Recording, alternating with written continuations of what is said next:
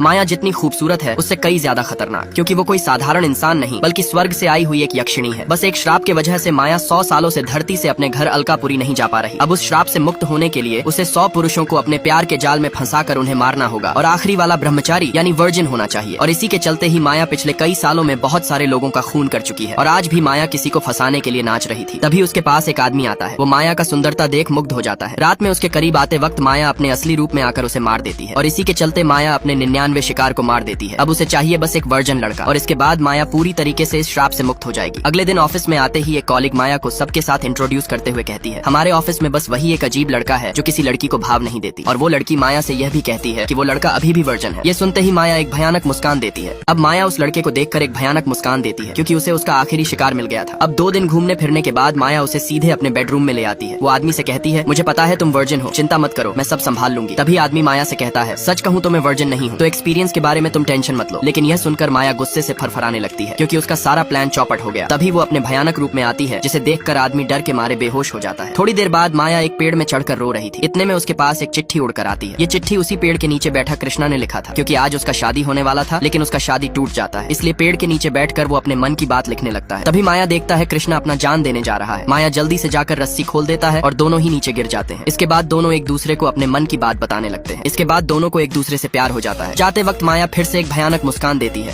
अब कृष्णा माया को लेकर सीधे अपने घर में शादी की बात करने आता है, लेकिन घर वालों को माया पसंद नहीं आती और शादी करने से मना कर देती है। लेकिन कृष्णा कहता है, मैं माया से ही शादी करूंगा। तभी वहाँ पर माया की मौसी आती है जिसे देखकर कृष्णा का पापा लाइन मारने लगता है और कहता है, मैं आपका संधि हूँ। फिर घर वाले कहते हैं, हमने अभी तक शादी के लिए हाँ नहीं कहा। कृष्णा कहता है, क्या हुआ, अब क्यों मना कर रहे हो? अब तो उसकी मौसी भी आ गई है। कृष्णा का पापा कहते हैं, चाहे कोई माने या ना माने यह शादी होकर रहेगी। इसके बाद कृष्णा अपने रेस्टोरेंट में सबको शादी का कार्ड बांटने लगता है। अगले दिन कृष्णा का दादी कृष्णा को लेकर एक तांत्रिक के पास आती है। कृष्णा पूछता है, आप मुझे यहाँ क्यों ले आई हो? दादी कहती है, कल रात मैंने एक बहुत ही बुरा सपना देखा, इसीलिए यहाँ आई हूँ। अब दादी तांत्रिक से पूछती है कि यह शादी हो सकती है कि नहीं। तभी तांत्रिक कहती है, ये शादी नहीं होनी चाहिए, नहीं तो किसी की